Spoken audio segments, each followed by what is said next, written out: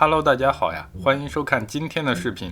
到今天为止呢，我做 UP 主也有1000多天了。最开始我录制了不少游戏的实况，但可能是因为声音不好听的原因，一直没有人看，所以后来我便转变了方向，开始拿战争之人的编辑器来录制一些很有沉浸感的小对战。但不知道为什么，每次我录制这个现代题材的对决，播放量就不怎么高。于是乎，就有一些粉丝心疼我，说不如你整一些俄乌冲突的题材吧，这个当下正在发生的战争还挺多人关注的。确实，我看过的一些国外的作者拿战争之人做这个题材，播放量都是百万的。但是将他人正在遭受的苦难娱乐化，并且为自己谋利，是否就有一些吃人血馒头的意思了呢？所以我们本期的对战题材就是一个虚构的发生在沙漠中的老乡游击队大战正规军的剧本，其内容与现实世界无关，也绝无不良引导。不过呢，这样的剧本肯定是没啥热度的，所以假如屏幕前的你喜欢我的视频的话，还请多多三连。接下来就赶紧进入正题，开始咱们今天的战斗吧。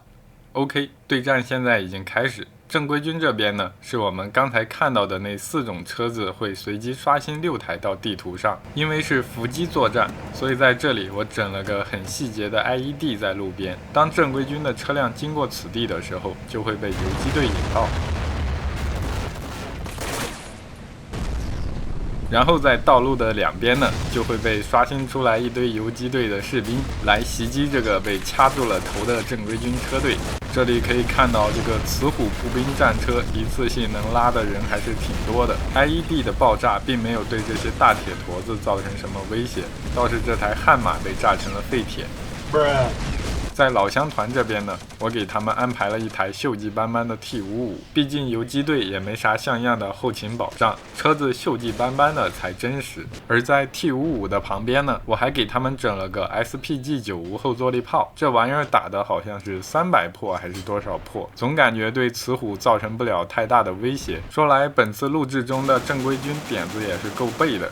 我明明给他们安排的有梅卡瓦，但是这次一台都没有刷新出来。Battalion, this is Platoon Commander. We are under attack. We need air support. 但是呢，我给正规军这边悄悄地安排了一台武装直升机，它在登场之后给老乡的车辆逐一发送地狱火。不过老乡这边也不是吃素的，我给他们安排了2名毒刺射手，在接连挨了2发之后，这架昂贵的武装直升机就这么砸在了他们队友的面前。不过好歹他在坠毁之前将老乡团的坦克还有火力阵地都给扬了。现在看来，剩下的这些老乡似乎也是拿这个雌虎运兵车没有什么办法，不知道模组有没有做出来类似的效果。但这种无人武器战在现实中应该是很容易被重机枪之类的东西给打坏的。现在他们就只剩下这一个 RPG 射手，但由于敌方战车过于强大，他现在是被吓到一动不敢动，停止了思考，然后就被这个点50给爆头了。如果没有玩家操作呢，这些 AI 也是不会拾取队友身上的反坦克武器的。所以战斗进行到这里，进攻方这边还有3台雌虎幸存，而老乡团这边还幸存的人，此时都已经在往4面8方逃跑了。不过清点一下战场呢，正规军这边也出现了将近1个排的伤亡，还损失了1台悍马和1架昂贵的直升机。所以本次战斗到底谁赢谁输，就看哪一边的发言人嘴巴更硬了。好了，我们今天的看个乐视频到这就结束了。虽然内容简短，但编辑这个剧本也是花了我1个上午的时间，还请大家多多三连。我们下期视频再见。